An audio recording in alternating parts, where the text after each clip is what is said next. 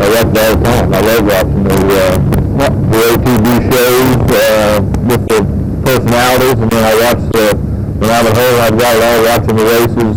And it's great now that they've got replay of it live, like 2 or 3 minutes after post. So, they flip it off in 2 minutes, I'm going to get to see the live race. So I always take my program home with me, and if I'm out back in the barn, I'm watching it at home. Now that field takes the hole, and we have to move on for the lead. Danny's closing in on the left with 17. Here they come, the final fill on the Jerry Belly. He has to pull the touch. 17 full on dropping second. Get on the water. It is the Deplorable. To win it last 3 points over the Silver Tree finishing second with Jerry Belly aboard. IT Atlantic and Stormy Roman got off the floor. Well, there's Jerry Belly pulling up now on his 32-year Hall of Fame career victory, with a victory total of 5,893.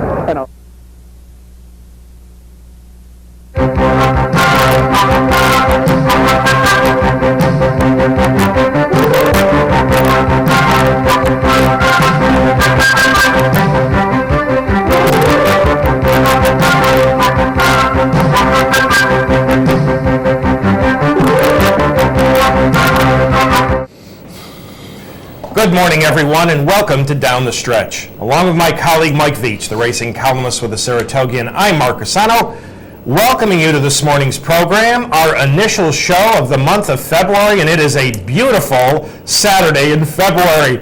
And we have got a huge day of racing in front of us, featuring the 6 stakes races from Gulfstream Park. And we've got a big 60 minutes in front of us this morning, featuring 2 very special guests. They will each be represented in one of those big stakes at Gulfstream. First, Mr. Frank Brothers, the trainer of First Samurai, who will make his 3-year-old debut in this afternoon's 7.5 furlong Hutchison. And then Michael MATZ, the trainer of Barbaro, who makes his dirt debut later on in the 1 1/8 Holy Bull. During our 3-year-old segment, that will feature a pair of allowance races for the sophomores, as well as Michael's pedigree profile. We will say goodbye to Jerry Bailey and say welcome back to Funnyside. So all of that and much, much more if you stay with us on this absolutely glorious February Saturday. More like the first weekend in April, and thoughts of the Kentucky Derby with the schedule that we've got on this show today, and how big is these races in Florida? Well, they're so big that there's another Derby winner that's going to come back to the races today, and nobody's talking about Giacomo. So he's going to run in California this afternoon. That's right. Pair of stakes in California. Giacomo comes back in the Strube. The Strube for his age group, but right. early 4. Right, and Bob and John heads up the field in the Sham. In the Sham. So a terrific, terrific day of racing. Unfortunately, weather has affected the card at Gulfstream Park. We just got off the phone with the folks in Hollandale. They had and I'm quoting, a great deal of rain overnight. The scheduled turf races have already been taken off, and the forecast for later today, scattered showers. And if you're familiar at all with Florida, the skies can open up at any time. So unfortunately, they had a very dry January, but on one of their biggest days of racing during their meet, rain has affected it. All right, let us get started, and we will actually get started by going back to Gulfstream a week ago today for Jerry Bailey's final ride, and more than a little irony involved here. Jerry's riding number 4. You see him about 7th on the fence in the yellow saddlecloth, that's Silver Tree. Jerry is saving ground, and he's moving up along the inside, just like he's done hundreds of times in the past in grass races. But unfortunately this time, Jerry would have to wait a little bit longer for that hole to open up. On the outside is Mieszk's Approval, who got the jump on him under Eddie Castro. There's Jerry getting Silver Tree through on the fence, but Eddie got the jump on him. Mieszk's Approval spoils Jerry Bailey's final ride. Partner, I talked about irony. How about the irony that Mieszka's approval has been ridden numerous times during his career by Jerry Bailey, and he was trained for most of his career by Billy Mott. He spoils Jerry's final ride. He did, but it was another great ride by Jerry in his final ride. He did everything he was supposed to do, and now he's walking away from the game, and hopefully he's going to stay away from the game. He's in good health, and he's going to go on to a television career. And I was interested last week when we spoke with him that he was pretty upset that the racing industry doesn't promote the humans, and I think Jerry will do a lot of that on television. I certainly agree. And, before the race, in that much more confined Gulfstream walking ring, Jerry got kicked by Silver Tree. I mean, it was just a highly unusual way to end a brilliant, brilliant career. But he goes out healthy. Yeah, we think that's happy. So important. And we wish him all the best in future endeavors. Okay, on Thursday at Gulfstream Park, a conditioned allowance race featuring number 6, Sun King, the odds-on favorite, number 1, Sir Greeley, the 2.5 to 1 second choice, and number 4, Funny Side. Not only looking for his first victory in his last 6 starts, but looking to get that old spark back. Sun King, making his first start since the Breeders' Cup Classic, had been working very, very well for Nick Zito, and I thought he was going to be very tough to beat in here. Sir Greeley for Jimmy Jerkins, coming off a less than stellar effort sprinting, but now stretching back out to a mile. If Sun King didn't fire, it figured Sir Greeley would be the one to beat. Ladies and gentlemen, I had no interest from a wagering standpoint in Funny Side in here. He had to be a throwout. He hadn't shown us anything in so long. But partner, on Thursday, he did show some of his old spark, in spite of the fact he's going to finish second to Sir Greeley, who's making the lead on the fence under Johnny Velasquez. Watch, Edgar Prado on the turn has to reach back and hit Funny Side. And at this point, I just thought he was going to back up. But he held very, very game in here to run second. It appears that Funny Side made a major stride in coming back. You have to wonder what goes through his mind, because he is obviously so talented. After all, he won 2/3 of the Triple Crown. And I, too, thought that he was going to back up again almost before they left the turn. And even late, he gets a little bit more courageous here, and he holds off Sun King. So, yeah, it was a major move forward. There's no question about that. But he must be really difficult to deal with as far as his, I'm not saying his behavior, but more along the lines of his temperament. Because, now when I look at that race and look back at that race, I look at Funny Side and I say, okay, what are you holding back on me for now? Is it still there? Because that was a major move forward. I hope for Funny Side and Barkley and his group and his fans that that's not the final move forward, that this is just going to go on and escalate throughout the year. As he goes back to hopefully a classic distance. They're talking about the Gulfstream Park handicap, which is 1 mile and 3/16. But yes, I felt the same way you did. Edgar started getting busy. We've seen this before. And but for a change, Funny Side responded. Yeah. Yeah, up until that point, for folks being realistic about Funny Side and his future, there really wasn't much to look forward to. He just hadn't shown us anything. But on Thursday, he fought. I mean, he really did. There's no question. He had every right to give it up on the turn. A Suburban-type move late in the game, which he made a couple of years ago when we thought he was tiring in the Suburban. So this is good stuff. And the mile went in 1:34 2/5. They ran a second quarter in 22 flat, so he's chasing into a 22 flat second quarter. The 1:34 2/5 mile, now they haven't been running mile races that long at Gulfstream, but that's either the second or third fastest mile that they've run at Gulfstream Park, so that was racehorse time. Nice effort by Sir Greeley, who won it by 1.5 lengths. Sun King made the 3-wide move on the turn. I thought he would go on with it. He didn't. Pretty good effort, but, it's funny. How often do we talk about the second place finisher in a race? Certainly. But at this point, it appears that Funny Side has taken a substantial step forward. And as Michael mentioned, the Gulfstream Park Handicap, the first Saturday in March, next up for the former Derby champion.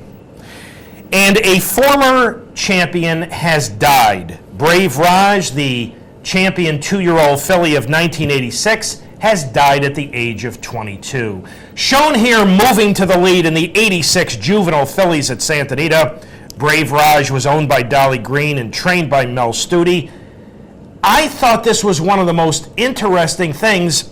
She never raced beyond That's two. true. That's true. I mean, she got hurt at the end of her 2-year-old Yep. season. She ran against the boys, but partner, she was brilliant at 2. Well, you know, if you throw out the last race of her career, she was actually 6 for 8, not 6 for 9. She was brilliant at 2. She ended her career against boys in the Hollywood Futurity. I think Temperate still won the race. She never went on, but that's too bad. But she was a very flashy 2-year-old, and I just loved her trainer anyways. Mel And Studi. Ali I Sheba really was do. in there, too. Ali Sheba was in that race, Yeah. that is correct. But won 5 stakes as a 2-year-old filly, so Brave Raj dead at the age of 22. And Todd Pletcher, who won his 2nd straight Eclipse Award as the outstanding trainer in 2005, has filed a lawsuit against the New York State Racing and Wagering Board, asking a judge to drop the 45-day suspension and $3,000 fine he received due to Tales of Glory testing positive for the presence of mepivacaine in an August 2004 race at Saratoga. Todd's law firm filed a 25-page suit in Saratoga County. This was expected. It was expected, yeah, no doubt about it. And a very unusual story coming out of New York, a story of mistaken identity. Partner, what's this all about? Well, there's something about this story, and actually, as I go through this, there's something about it that bothers me more than the mistaken identity, and I'll tell you what it is when I get there. But over the weekend, a horse running as Free Dip in the 5th race finished 5th in the 2nd at Aqueduct. I believe it was last Sunday, if I'm not mistaken, was claimed for $20,000, but the claim was voided by NYRA because it turns out Free Dip is not Free Dip. Free Dip is named Miss Stella. And according to the published reports, this horse ran 27 times before it showed up in New York under the wrong name. Now, here's my problem with the story, okay? The other one has never run. But NYRA had the option of scratching this horse or keeping the horse in. There was a bit of discrepancy over the cowlicks, bits of hair on the horse ID form, and they called the Jockey Club for help. The Jockey Club was closed. Now, you know, guys, I mean, what is there to say? Racing is a big sport. It's a great sport. This is a service they're supposed to provide. He only wanted to make sure that the papers they had matched the papers at the full registry of the Jockey Club, so they let him go. Soon as they found out that it was the wrong horse, they voided the claim. For me, the mix-up comes, and I'm not feeling at this point there's a deliberate scam going on here. No. Both horses bred by the same guy and both horses with the same broodmare sire. I can see human error in processing happening innocently, excusably perhaps, but the part of the story that bugs me is the Jockey Club's closed. Maybe if I get stopped for speeding on a Sunday, the police will, this is my day off, Yes. you're free. We've been in this game for a long time. Ouch. I've never heard of anything like this because Miss Stella or Free Dip had run 27 times with the wrong And you know, the identity. battering the New York Racing Association has taken, these races took place in other jurisdictions, and again, not casting aspersions there, but NYRA picked it up and, you know, they might have been able to actually stop her from running that day, but they couldn't because the buses were closed. News out of Louisville, Kentucky. I don't like this news. Churchill Downs Incorporated announced that beginning this year and for the next 5 years, Yum Brands will be the presenting sponsor for America's Greatest Race. Take a look at what I think may very well be the worst looking logo I've ever seen in my life. Yum Brands is the parent company of A&W Root Beer, Kentucky Fried Chicken, Long John Silver's, Pizza Hut, and Taco Bell. So from now on, or at least for the next 5 years, America's Greatest Race will be billed as the Kentucky Derby presented by Yum Brands. Folks, this is America's greatest race. It's still the most prestigious race. It's the one race everybody wants to win. Can you imagine in golf the Masters presented by Hooters? Well, this is ridiculous. I can't imagine it. When I read this, I guess I'll have to confess that this is one of those crossroads in which I say to myself, well, maybe I am getting a little older, maybe I am a little out of touch, and I would say this: if this type of thing is the future of racing, and of course there's a lot of sponsorship, there's been sponsorship forever. Absolutely. I feel that if there's a race that you don't do this to, it's the Kentucky Derby. But if this is something that helps all of Churchill and all of racing go forward, then I admit that I'm a little bit out of touch when it comes to it. But to be blunt with you, it bothered me a great deal. And since we're in this time of worrying about the future of places like Saratoga Racecourse, one wonders what might happen as far as maybe getting a sponsor for the whole meet some year. So, yeah, I don't have a good feeling about it, but I'm also going to acknowledge that maybe it's sort of something that if I were 20 or 30 years younger, I might feel differently about. Or if you frequented A&W Root Beer or any of these places. Tom Meeker will be stepping down shortly from Churchill Downs, and I guess this will be part of his legacy.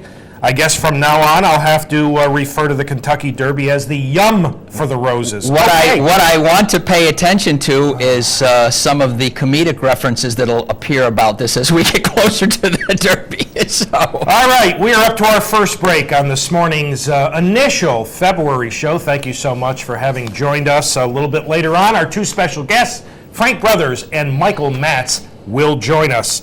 As we go to the break, coming up, our 3-year-old segment in which we'll take a look at the one stakes race for 3-year-olds from last week, plus 2 very important allowance races, and my partner will have pedigree profile number 4. So all of that and much more coming up right after these messages.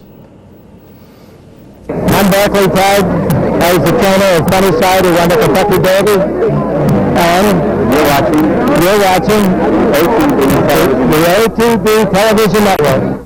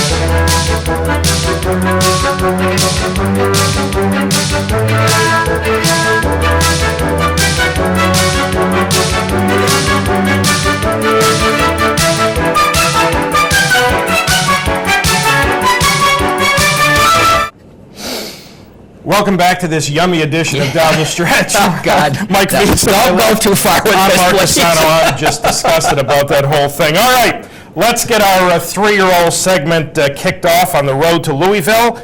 And the one stakes for the 3-year-olds from last week in Northern California. Ladies and gentlemen, this is the El Camino Real Derby, and third on the fence at the top of your screen is number 1, Cause to Believe, under Hall of Famer Russell Bays. He was facing a pair of much more hyped 3-year-olds, number 2, AP Warrior, and number 5, Wanna Runner, both shipping in from Southern California. But under an absolutely perfect trip from Russell, Cause to Believe is going to come up the fence and he's going to outfinish Objective to win by 3/4. I want you to watch something. Cause to Believe makes the lead in upper stretch, and it really looks like he's going to draw away to an overpowering win. But partner, it's like as soon as he strikes the front, he's looking around for things to do, and literally pulls himself up here. Well, no, that's true. I agree.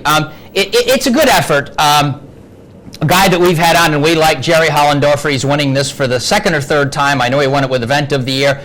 Very courageously goes through, and then as Mark says, well, okay, what do I do next? He'll jump a little tire track there, which is okay. But it's, you know, when he gets back into it, he safely holds off this horse. He runs pretty strong at the end. AP Warrior, a horse I've liked, I tell you, to say something in human terms, I think we got to take him to the woodshed. I mean, he's just dreadful this spring. The winner's pretty impressive, and this race, for those of you who like a little bit of history, this race in Northern California in recent years has turned out Charismatic, Tabasco Cat, Snow Chief, Tanks Prospect, and Gate Dancer, all classic winners. Whether or not this guy will be one, I don't know, but good going, Jerry. It's nice to see you get this victory. And Cause to Believe in Northern California has made 8 starts, 5 victories in 3 seconds, a minute 41 and 4/5, the last 2.5 furlongs, in a legitimate 31-1. And if Jerry Hollendorfer can get Cause to Believe to go on once he makes the lead, you know, there may be a lot of room for improvement. I may owe the committee who was involved in the future pool an apology. I did not think Cause to Believe belonged in there, but he is very, very consistent and continues to run well. AP Warrior was awful, and while runner, Baffert took the blinkers off. I have no idea why. Because Wanna Runner, since they put blinkers on him, has run well. He never lifted a leg without blinkers. So Baffert took the blinkers off, and he ran awful. I have no idea why. But congratulations to Jerry Hollendorfer. Very good, Jerry. Great Perfect job. trip under Russell Bays. All right. Thursday at Gulfstream Park, an entry-level allowance race at 1 1/8. And third on the fence is number 1, Corinthian. A gate scratch from the Aventura. In front is Throng, who took advantage of his inside post to make the lead. Miner's Lamp, coming out of a sprint, was pressing the pace. But Corinthian will run down number 3, Jazeel, to win by 3/4 of a length. Partner, I thought this was a good effort by both of those colts, but particularly by Corinthian, because after being a vet scratch at the gate in the Aventura, you wouldn't think that he was at his very best. I wouldn't think so, and this was about as bad a trip as you could have for your comeback. I mean, you know, something's got to get going. The Derby's getting near. This was a trouble-filled trip. He was stopped a couple of times. He had a lot of traffic to deal with. In fact, he actually accelerated once in the backstretch to get out of trouble and then stopped again. He's going to come out again here, number 1, as the favorite. He's a horse that I think on our first Derby list back in the first weekend, and I think I called him my hidden bomb in the Derby, and I did so because of an enormous pedigree. And here he comes for Jimmy Jerkins. Well, if we get to do his pedigree on this trail in a very professional finish here, finally, after he gets all taken care of, still looking around, gets down to business, finishes in a pretty decent time. But when we get to do this guy's pedigree, Sadler's Wells, Mark, Nureyev, King Peller, it's a big one. That's really why I had him on as my hidden bomb down the road. But he needed to get started somewhere, and he answered a lot of questions for me because, gosh, it would have been easy to back out of what he had to deal with. 49-3. The last 3 furlongs in 37-1. Now, I don't necessarily view his trip quite like my partner did, because one of the keys at 9 furlongs at Gulfstream is saving ground, and he was able to do that. But Jazeel got the jump on him going to the far turn with that outside move, and Javier never panicked. And again, could he possibly have been 100% having been a gate scratch in the Aventura? What an afternoon Jimmy Jerkins had. That's a good point. He wins with Corinthian. He upsets Funny Side and Sun King with Sir Greeley. So congratulations, Jimmy, on a wonderful afternoon. But partner, you have hooked on to a very, very nice. You know, and he's got a lot of room. Promising, he's promising. I mean, it's only his 3rd career start. Oh, yeah. Okay.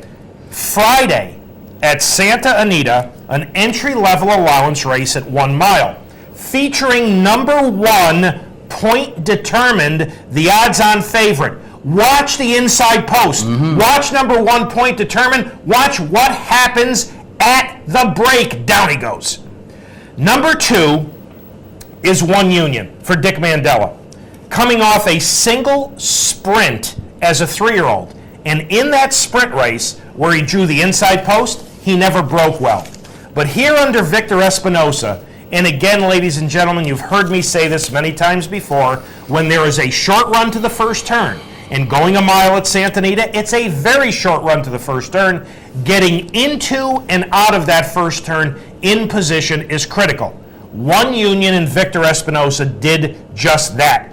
22-3, 46. Now, Point Determined, after stumbling quite badly at the break, David Flores picked him up, and at the top of your screen, past the Stronach board, he's sitting 3rd on the fence. And you're going to see David have to scrub on him a bit. Partner One Union, and ladies and gentlemen, is going to go on to a very handy win here. In fact, watch, the last 50 yards, he's actually edging away. But for Point Determined fans, this wasn't a bad effort considering what happened. Oh, I agree. Now, what I hope is that he didn't hurt himself with this particular incident, because it wasn't, considering everything that happened. And I admit, the winner of this race I have never paid attention to, but when you look at his PPs, obviously Mandela's thought enough of him to put him in the Del Mar Futurity after his maiden victory. So it is a nice performance. Point Determined after everything. Good, solid effort. Mark, what do you make of Kilimanjaro's extraordinarily late run? Yeah, you know, he hadn't run since breaking his Yeah. maiden at Saratoga in the mud. You know, put in a nice run to the turn and then flattened out a bit. As he would have probably, yeah. You're bigger on Yeah. Kilimanjaro than I am. I'm not, terribly enamored by Kilimanjaro. I wasn't enamored by him when he broke his Saratoga. maiden at Saratoga. Everybody else was. He was bet to the favorite. Yeah. But tough afternoon for Mr. Baffert. Yeah. Because he gets beat at odds on with Point Determined. And the race before that was a 3-year-old maiden race in which Baffert had Point Determined stablemate Royal Legacy, who was also odds on, and he got beat. So that was not a real good afternoon. But good point on Point Determined. We have to hope that stumble Oh, at yeah, the break let's hope so, yeah. did not cause any problems. All right. Let's take a look at the final odds from Pool 1 of the Kentucky Derby Futures, and if you made a wager, you can see what the closing odds on your horse. Absolutely no surprise that the parimutuel field, number 24, all other 3-year-olds, closed as the 3-1 favorite.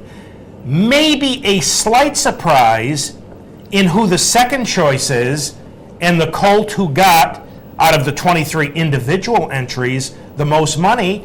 That's First Samurai, I agree with that. who was bet to 7-1, Stevie Wonderboy at 8-1, but you've got some, AP Warrior, as far as I'm concerned, you can have 131-1. I think that's a huge underlay at this point at 31-1. But Barbaro, who starts this afternoon, got some money, never having run on dirt. Barbican, who I was very impressed with, who I think is going to the Southwest at 18. Blazing Rate comes back this afternoon in the Hutch at 99. Bluegrass Cat, the Remsen winner, may very well ship to the west coast of Florida and start at Tampa Bay Downs. He got bet to 15. Brother Derek is a decent price in there. Dr. Deckard, who starts this afternoon. Flashy Bull, I'm going to talk more about him later. 45-1. It's all about the chase. You see he will start later on in the Holy Bull. Keat Entry starts in the Hutchison this afternoon. Lawyer Ron, who I was very impressed with, is going to the Southwest. There's Point Determined. Point Determined took an awful lot of money for strictly being a maiden winner, but he took a lot of money. The Steve Asmussen trained Private Vow. Sorcerer's Stone, we know, is on his way back to the races yes. for Pat Byrne, but he is way behind schedule. And your 10 or mine, again, if he makes it into the starting gate for the Kentucky Derby presented by Yum, he's got a very good chance, and he is 21-1. All right, pedigree profile time. Within my partner's look at this pedigree, you will be watching this colt in his victorious effort in last year's Hopeful, as well as winning the Champagne over a sealed sloppy track. I don't normally like to show wet track races, but with the chance of a wet track this afternoon at Gulfstream, I thought it would be, appropriate to show the Champagne. So you're about to take a look at the Hopeful in the Champagne as my partner analyzes the pedigree of the colt who is the second choice in Pool 1 of the Derby Futures, First Samurai. And in this pedigree, the strength almost completely is in the sires' names that I'll be reading, almost totally. This is going to be fascinating. I think you're going to be surprised at how this turns out at the end. I will say this today, he's certainly at a distance he'll be comfortable at, but later on we've got some question marks about First Samurai. His father, the awesome, and I do call him awesome, Giants Causeway, was champion 3-year-old in England as the winner of the Juddmonte International Classic Distance, following which he lost narrowly to Tiznow in the Breeders' Cup Classic in that memorable event. An immediate and resounding success at stud, Giants Causeway led the world as a freshman sire, and his first crop yielded Chamardal, winner of the French Jockey Club at 1.5 miles. He's also the sire of Maid's Causeway, winner of the Group 1 Coronation in England, and Naissance Royale, winner of the 9-furlong Lake Placid at Saratoga. This is one of the days in which one of Mark's points about turf comes into play. Giants Causeway, at this point in his career, gets a 10 rating as a 10T turf sire for this particular pedigree. We'll see what happens in subsequent years, but clearly he's dominant turf right now. Now the other sires in First Samurai's pedigree are Fapiano, the one and only, the sire of Unbridled, Reviewer, the sire of Ruffian, Grostark, the sire of Proud Truth, and Kentucky Derby winner Dark Star. It is the brood mares and their offspring that raise questions about First Samurai's ability to negotiate classic distances against top opponents. His mother, Freddie Frisson, won the Queen Stakes at Turfway, 6 furlongs. His grandmother, Frisson, produced Sky Blue Pink, winner of the Grade 3 Thoroughbred Club of America at Keeneland, and the ungraded Panzeretta, the latter at Fairgrounds, both 6 furlongs. First Samurai's third dam, Mavera, is the mother of Jera, winner of the Pinellas Stakes at Tampa Bay, going 1.16 miles on grass. Mavera is the grand dam of Grade 1 winner Ahuevo, winner of the DeFrancis Dash as an old-timer. He finished first in the West Virginia Breeders' Classic at 9 furlongs by more than 7 lengths. And I point out right now at this point in the pedigree that I'm giving him credit for that, even though he was disqualified. Other members of First Samurai's female family include Big Dreams. Mark remembers that name. You folks may not. Winner of the Miss Dixie Handicap at 7. And Big Dreams is the mother of champion sprinter Housebuster, winner of the Grade 1 Vosburg at the same distance at Belmont Park. Still another member of this tribe is Barbizon Streak, winner of the then Grade 3 Firecracker Handicap at Liberty Bell Park, in which, guess who he defeated? Mr. Prospector. As you can see, the offspring of the first 5 generations of broodmares in First Samurai's pedigree simply could not win going long, and I must add this occurred for the most part, and this is important, in moderate company. By being generous with Ahuevo's 9-furlong event and adding the usual points for Housebuster and Ahuevo's Grade 1 victories, I still come up with only 7.8 for First Samurai's dam. These numbers aren't lying, it's there. Remember, it's a piece of paper, but it's there. So the sire gets a 10T, the dam gets 7.8. First Samurai is just under the threshold of 9. He's 8.9 for an overall. So Mark, we will have to see if the power of Giants Causeway prevails or the speed of Freddie Frisson tempers it as First Samurai heads down the road to Louisville.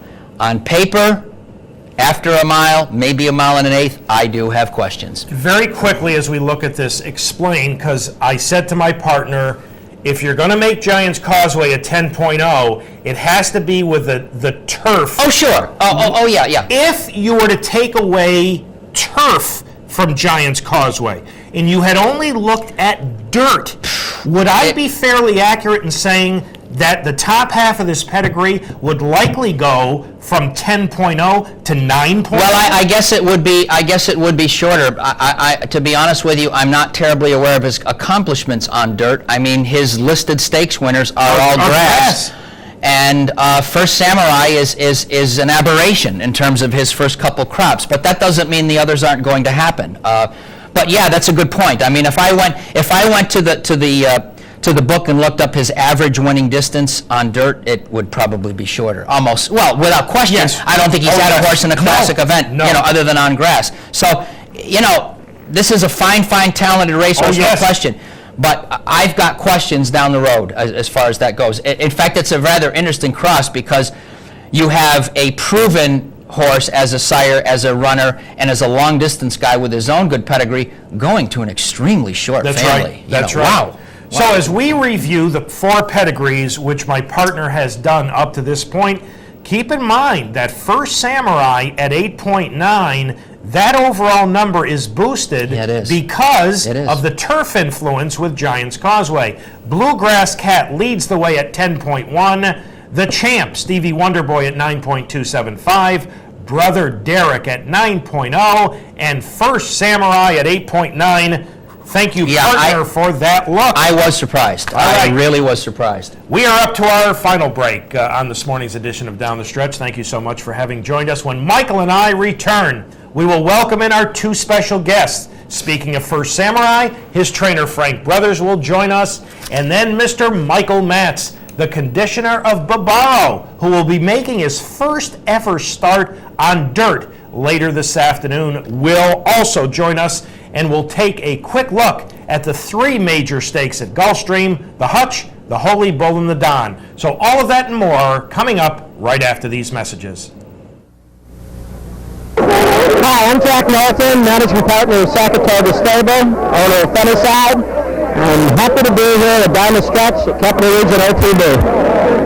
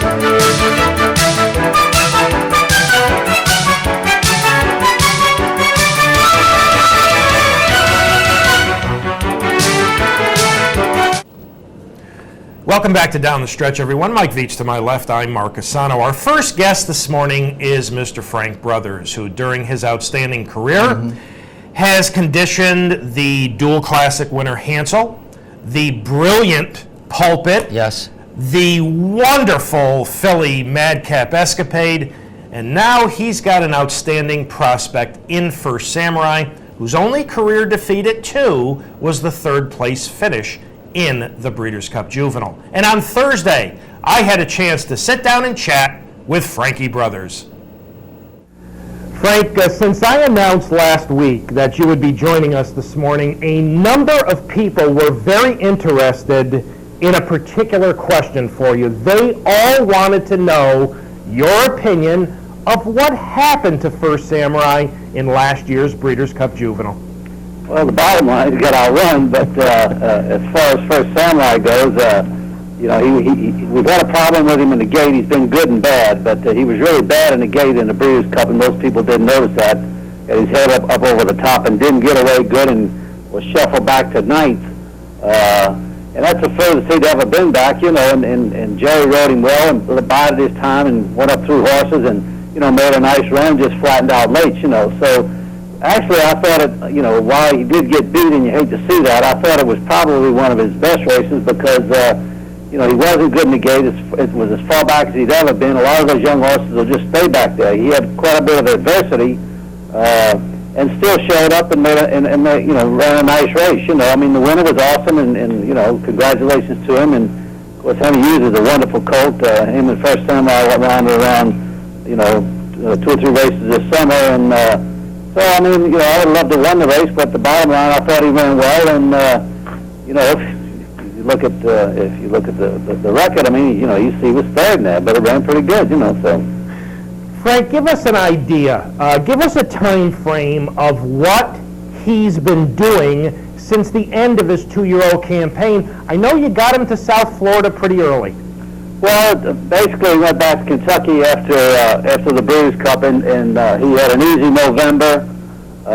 Jogged, stayed under the shed and stuff like that. He kind of got a little break during November, and then after he shipped down to Florida and got over his shipping, and he galloped a little bit and got into a breezing program, and his breezes have been, you know, started from 3/8 on up to 7/8, and he's progressed, and you know, so it'll be 3 months between starts and another year, and it's you know, it's a different game, you know, but I'm happy with him, and hopefully he'll run a good race Saturday. Frank, how's he been training? And maybe talk a little bit in particular about the gate work last Saturday morning for him. Well, he's been training fine. I mean, his work's, he hasn't really missed a beat, and the gate work, I wanted Edgar just to get a feel of him.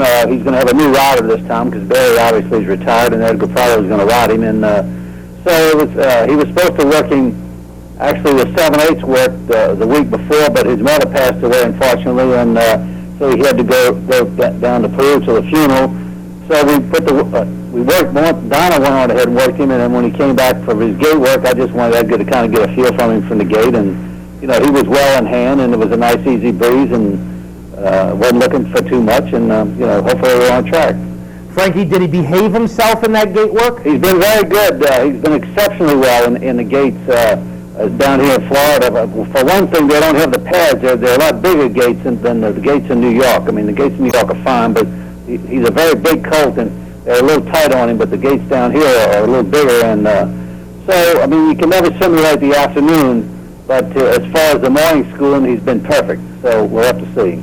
Well, you led me into my next question perfectly. Frank, if you would, describe for our audience First Samurai from a physical standpoint, and how has he changed from 2 to 3?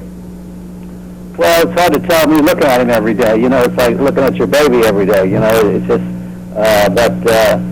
he's gotten, he was kind of a little fat boy at 2, and I think he's grown, gotten bigger and stronger and longer at 3. I mean, I can't see that about him, you know, and he's always been a big, heavy coach, you know, but he looks more like a racehorse instead of a little fat kid like he did at 2, you know. Frank, you've starting him back at the 7.5 furlongs of the Hutchison. There were other options available. Why begin his 3-year-old campaign sprinting? Well, I just didn't think it was fair to him to start him out 1 1/8 here. I mean, I didn't. They had the Aventura, I think, was a month ago, and I didn't want to start him out that early, and he wasn't ready to run that early, you know, which was a mile, and this is a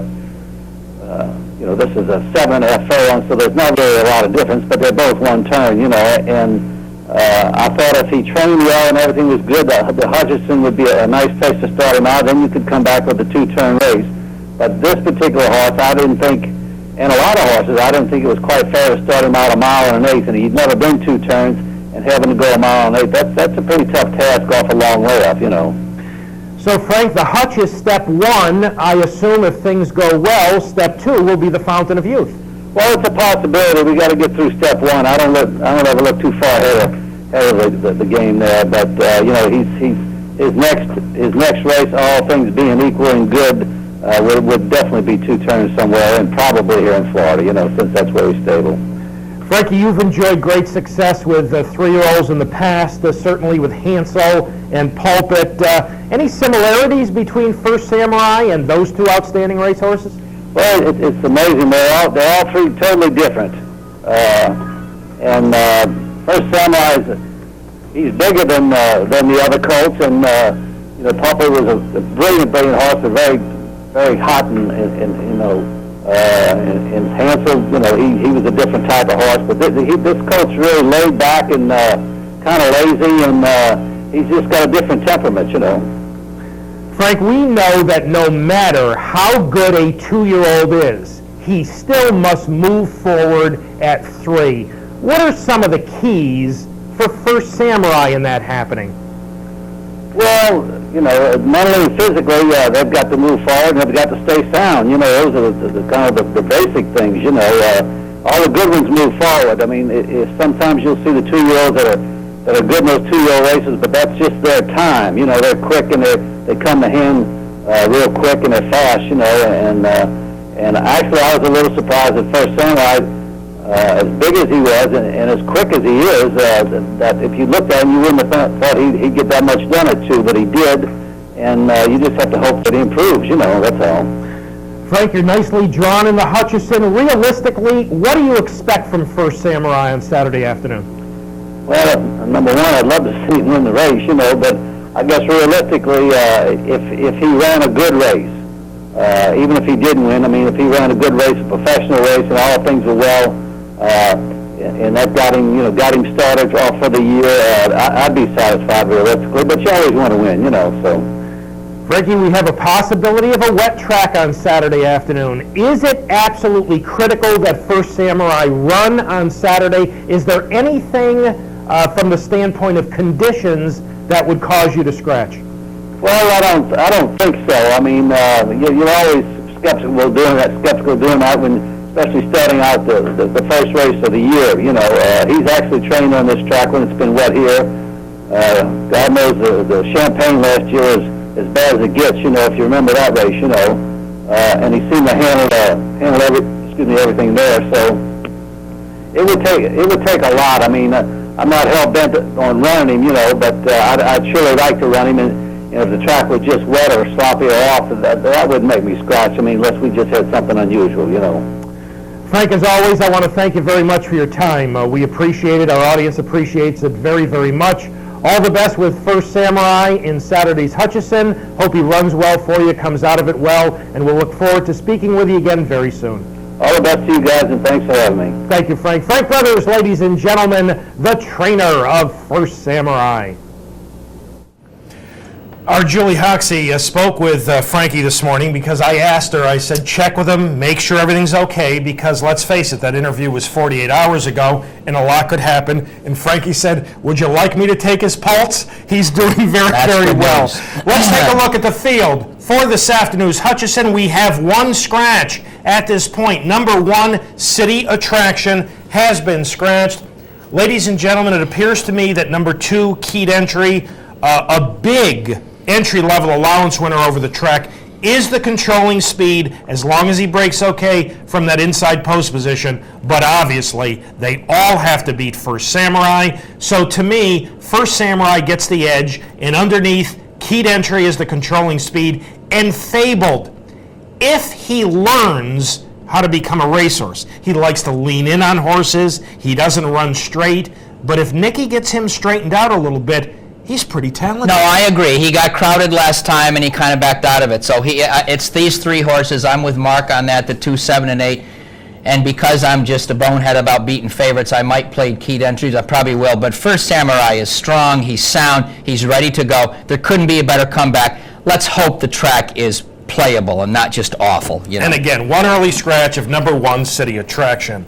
Our second guest this morning, our colleague Gene Wood, sent me some information on Michael MATZ when he was one of the most highly respected show jumpers. Yeah. And Michael has really established himself very nicely as a thoroughbred trainer.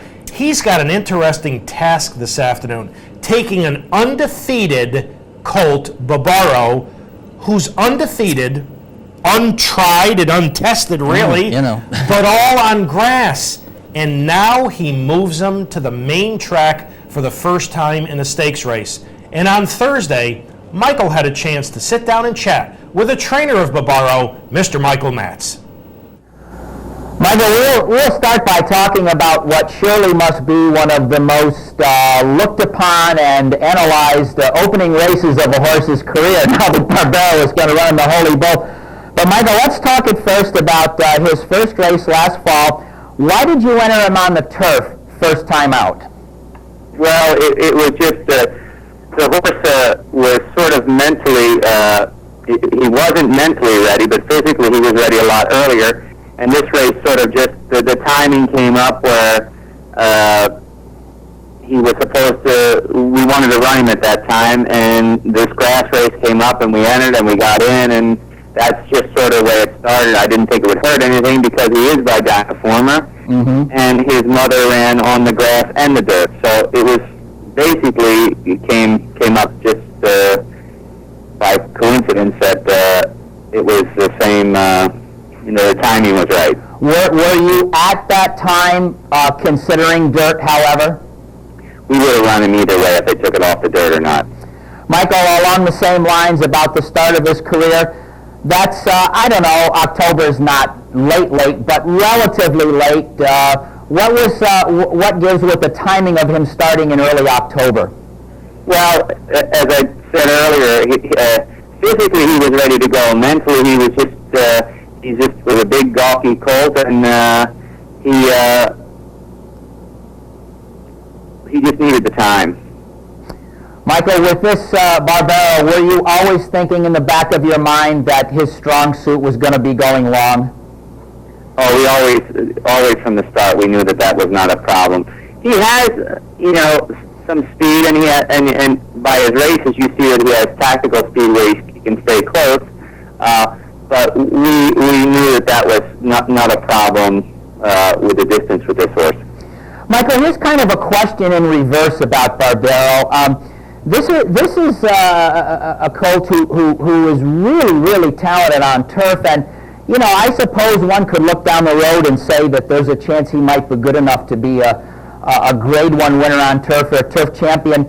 Are you, in any way, does it bother you? Are you think you're giving up something by going in the Holy Bull? Well, no, I don't think we're giving up something. I believe that we're opening either.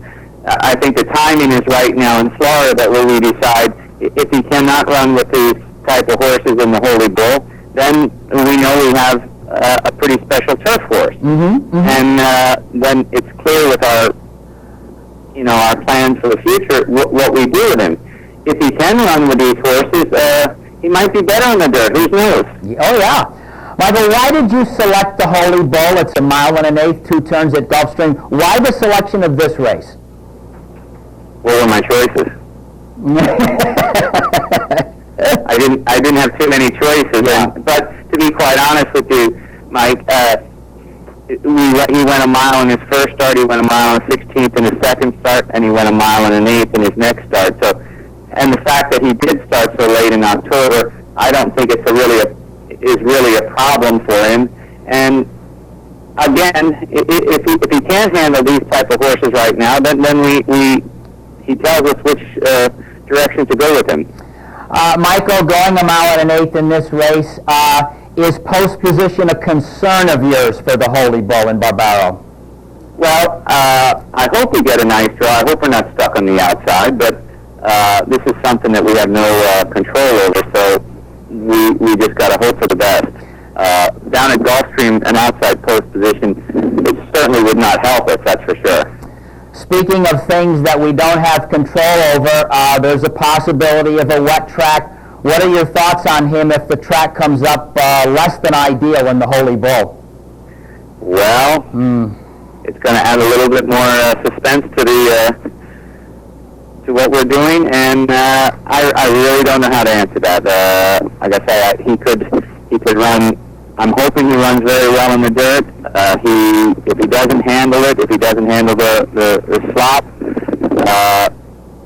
I think the big thing right now is that the timing's good to tell us which way to go. If we're going to stay on the turf, if we can go in the dirt. Michael, how has he worked on the dirt in preparation for the Holy Bull? He's worked very well. We've only worked him once on the turf, and that was before the Tropical Park Derby. And the only reason we did that was because of the convenience that we're at Palmettos here. We have a very nice turf course here. Well, Michael, one final question coming up, and I want to take the opportunity on behalf of the audience to thank you very much for the generosity of your time at this difficult time with Barbero. And my final question is, what does he have to show you in the Holy Bull in order to have you think about another start or to move forward on the Classics Trail? Well, I mean, I think he has to show us that he can be competitive with this type of horse. If he can't, we know he is very competitive on the turf, and that would be the hard part. That if he runs a race where you say, well, is he good enough or is he not good enough? Mm-hmm. Obviously, we'd love it to be either one way or the other. So we have a definite answer if we're going to stay on the turf or if we're going to stay on the dirt. So that'll also sort of determine, if he gets into trouble, if he doesn't, I don't think the distance is going to be a problem, whether he is good as he is on the turf. That's the big situation. Mm-hmm. Well, Michael, we appreciate your time very much for this edition of Down the Stretch, and we wish you all the best and good luck with Barbero and the Holy Bull. Thank you very much. Okay, take care. Ladies and gentlemen, Michael Matz, the trainer of Barbero, a very precocious animal on turf as he transits to dirt in the Holy Bull at Gulfstream Park. And a critical race for Barbero this afternoon. Let's take a quick look at the highly competitive field for this afternoon's Holy Bull. We have one early scratch of number 11, Rehoboth, an allowance winner sprinting over the track and last. Number 11, Rehoboth, has been scratched, allowing number 13, Great Point, into the race. This is a sensational betting race. It is wide open. It is contentious. Folks, you've got to decide in your own mind, do you think or is it worth the risk with Barbero transferring his wonderful turf form to a foreign surface? Basically, that's the bottom line here. I'll tell you. It is. I like number 8, Flashy Bull. I like this colt. I liked him in the Remsen when he was 18-1. He wasn't good enough to beat Bluegrass Cat that day. He chased him every step of the way from his outside post. Now, I don't like this post position. I really don't. If he had drawn inside, I would have liked him a lot this afternoon. But Cornelio is going to have to find a way to use his natural speed to get into and out of that critical first turn in position. But I think he'll be a very square price. I like the way he's been working right on schedule. And I like Flashy Bull to upset in the Holy Bull. We are right together on this. Karen, don't call us back. Oh, dear. I like him simply because he's next to my number 1 pick there, Bluegrass Cat. But I do, and I'm very impressed that Karen is coming right back at 9 furlongs as a 3-year-old debut. So that's kind of tipping his hand as what he thinks this guy can do 2 or 3 or 4 races from here. So, Mark, he is my pick too, and with all the value here, I'm just betting him to win. Okay, please, don't even consider betting this horse. Leave He's got to be 11 miles to get across now. All right, one other race to take a look at. It's the Don Handicap, another 9 furlong race, and another highly contentious race. Who do you like here? After some deliberation between Suave and Todd's Magna Graduate, I give the slightest edge to Suave. Both of them are great off the layoff. He's 1 year older. I think he's going to get his trip from post 3 and just gallop him to death. But, Mark, this is another very close race. But the slightest of edge for me is Suave. Just the slightest. I think Suave is the horse to beat in here. He ran big in the Clark. Couldn't go by Magna Graduate, but remember, he was coming off the Jockey Club Gold Cup and the Breeders' Cup Classic. Those are 2 hard races. So Suave is the one to beat, and he will likely be tough to beat. I loved On Thin Ice last time, and he crushed a much weaker field. He draws the advantageous inside post. He moves way up in class, But if he's ever going to beat these horses, he's never been this good in his life, and he's got a legitimate chance to upset in this afternoon's Don. But a terrific card of racing this afternoon at Gulfstream, and highly competitive races in both the Holy Bull as well as the Don. Final reminder, if you'd like to correspond with us here at Down the Stretch, here are the ways in which you can do that. Through the United States Postal Service, Down the Stretch, Mark and Mike, Capital District OTB 510 Smith, Schenectady 12305, or electronically at viewermail at capitalotb.com. Time to thank all the folks who helped get this week's show on the air. Pete Persico directed, and Dan Hayes, and Kurt Flick, and Pat Peretta, and our associate producer Julie Hoxie. And special thanks to this morning's guests, Frank Brothers and Michael Matz. So a great day of racing today, and don't forget, out west, the Stroob in the Sham. We've got AC Ducey in New York this afternoon. Tomorrow, the return of Music School, Neil Howard's a well-bred maiden winner. And next week, the Wallaway in New York. Achilles of Troy will highlight that stakes race. The only problem is, I'm not sure who trains Achilles of Troy, so we'll try to find out over the next 6 days. Enjoy all the great races. The season is underway, and go Giacomo and John Sheriffs. I want to see him get him back in the winner's circle because he is one of my favorite guys, and hopefully a Derby winner will come back and win first crack out of the box. Ladies and gentlemen, thanks so much for having joined us this morning. As always, we appreciate it very much. Enjoy all the great racing action from coast to coast this weekend. Have a terrific weekend and a wonderful upcoming week. And Michael and I will see you next week.